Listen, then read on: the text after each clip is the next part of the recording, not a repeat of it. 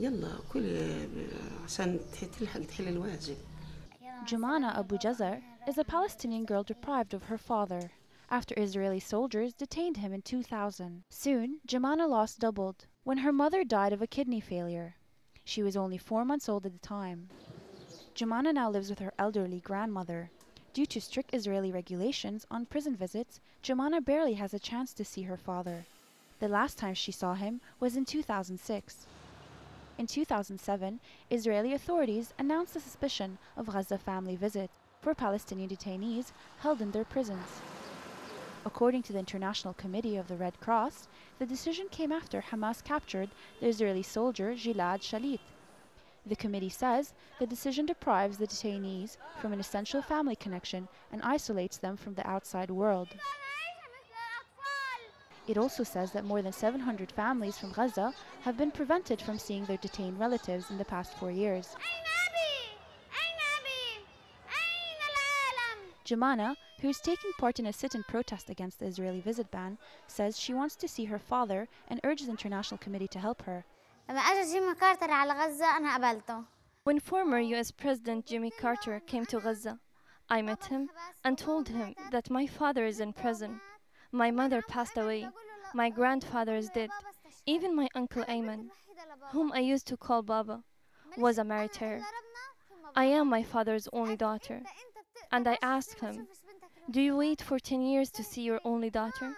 He said, No. Najia Misleh is another example. Her life changed when Israeli soldiers stormed her house and arrested her husband 2 weeks before their first wedding anniversary. Najia's husband was sentenced to 99 years in prison. She decided she would wait for him. For the first few years, Najia was allowed to visit her husband and could touch his fingers through the barrier's wire netting. It means a lot to her. The condition, however, worsened when Israeli authorities decided to replace the wire netting with a thick glass barrier. This made physical contact nearly impossible. Our suffering increased in 2003 with the addition of a pane of glass, as it created an emotional barrier between us and the detainees.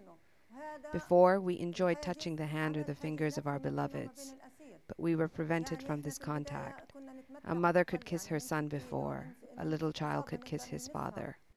The International Committee of the Red Cross says that according to the international humanitarian law, Israel's denial of prisoner visits is illegal.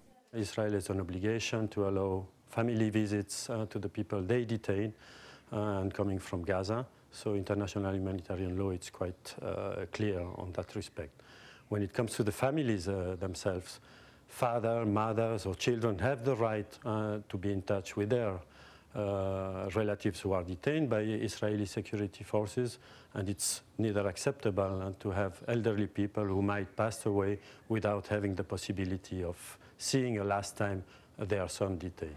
Mr. Shairer also said that Hamas must provide proof that the Israeli soldier, Mr. Shalit, is still alive and should allow him contact with his family. The International Committee of the Red Cross, which has been facilitating family visits from the West Bank and Gaza for over 40 years, urges Israel to lift the visiting ban on Palestinian families. Nadia Addersman, العربية.